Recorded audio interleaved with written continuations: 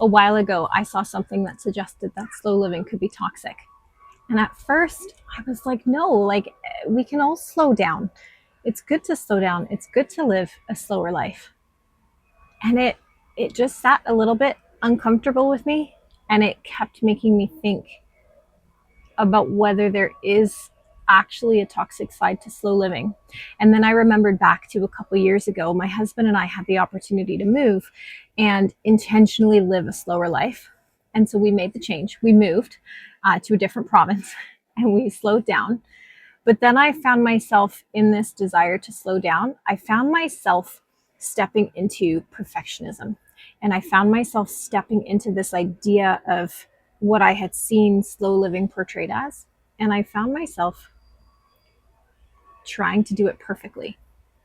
I was stressing out over whether or not I was getting it right.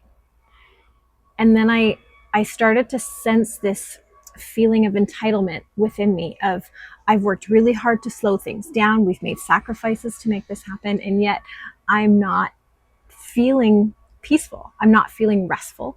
I still feel like life is moving by way too fast and I'm not enjoying this slow living thing that I had seen online, that I had seen portrayed. I didn't feel like my children were getting the chance to truly live slowly. And that's when I realized there is a toxic side to slow living. We are portrayed this view of slow living as, always calm. You always have free time. You're never stressed out anymore.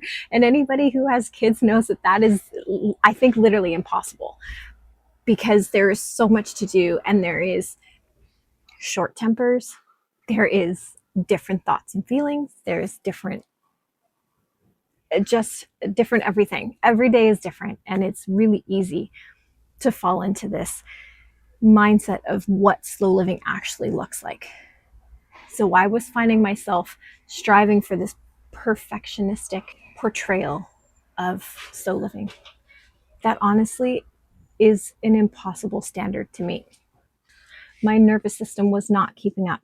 When I began to journal, I started to see this thread of perfectionism in my attempt to slow down. I realized a lot of the battle for my nervous system and for slowing down wasn't actually in my schedule. It wasn't actually in the way that I managed life. A lot of that started in my mind. In my mind, I had all of these things that I needed to do. In my mind, I had all of these standards I had to meet. I really noticed the change when I let go of that toxic side of slow living and that perfectionistic side of slow living and that perfect view that we're portrayed online. When I actually let that go through journaling, that's actually when I started to see the change. That's when I started to enjoy being a mom again. That's when I started to enjoy being a wife. My husband had a happier wife, and I was less nitpicky, for lack of a better way of saying it. I was a lot more gracious. I was a lot more calm. I was a lot more feminine. I felt like the inside part of me started to blossom open like a flower. And I actually started to live life again. And a lot of that happened through such simple ways. I began to look for slow living in little pockets of time.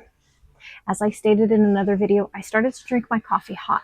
I didn't start drinking my coffee and then got busy with a million things. When I drank my morning cup of coffee, I sat down and I drank that cup of coffee. And I get to enjoy my cup of coffee without feeling like it's going to set my nervous system on overload because it's the very first thing of the day that I already can't complete. I can't even take that time for myself. I would sit down and I would drink that hot cup of coffee. When my kids had sports the other day, we had a couple of sporting events in town. We live outside of town, so it's a little bit of a drive. And so we didn't have quite enough time to run home. And we decided to go to our local pier and we just walked the pier. We walked above the water for a little bit and we looked outside and it was so restful and it was so peaceful. And it was literally just a little pocket of time. But I remember I breathed in, I breathed out, and I just enjoyed it. My kids loved it and it was a great moment. And that was just slow living in a pocket of time. I didn't change anything in my day that day. But in But instead of focusing on, I'm so busy, I have so much to do, I took advantage of that short period of time and I did something that filled me up, and the kids loved it.